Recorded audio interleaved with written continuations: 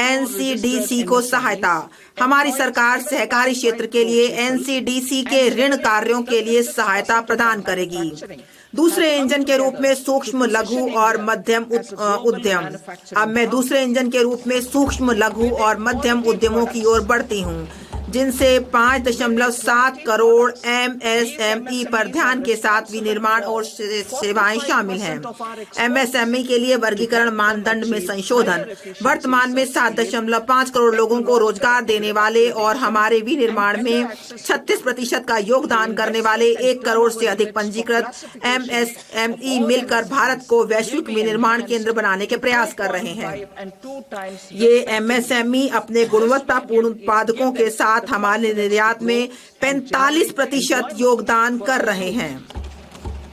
MSME को अधिक व्यापक पैमाने पर दक्षता, प्रौद्योगिकी उन्नयन और पूंजी तक बेहतर पहुंच की सुविधा पाने में उनकी सहायता करने के उद्देश्य से सभी एमएसएमई के लिए वर्गीकरण से संबंधित निवेश और कारोबार की सीमाओं को क्रमशः 2.5 और 2 गुना तक बढ़ाया जाएगा।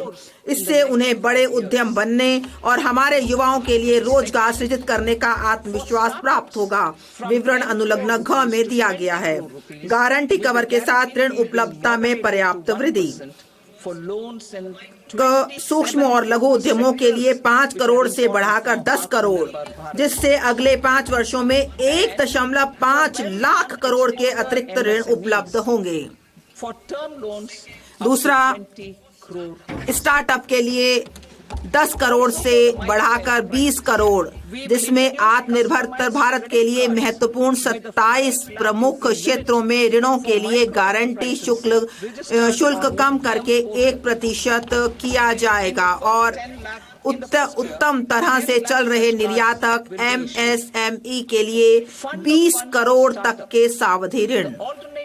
सूक्ष्म उद्यमों के लिए क्रेडिट कार्ड। हम उद्यम पोर्टल पर पंजीकृत सूक्ष्म उद्यमों के लिए 5 लाख की सीमा वाले विशेष अनुकूल क्रेडिट कार्ड शुरू करेंगे। पहले वर्ष में 10 लाख कार्ड जारी किए जाएंगे। स्टार्टअप के लिए निधियों का कोष।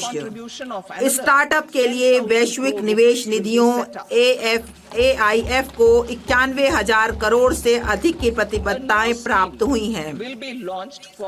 इन्हें 10,000 करोड़ के सरकारी अंशदान से स्थापित निधियों के कोष की सहायता प्राप्त है। अब विस्तारित कार्य क्षेत्र और 10,000 करोड़ के नए अंशदान के साथ निधियों के नए कोष की स्थापना की जाएगी।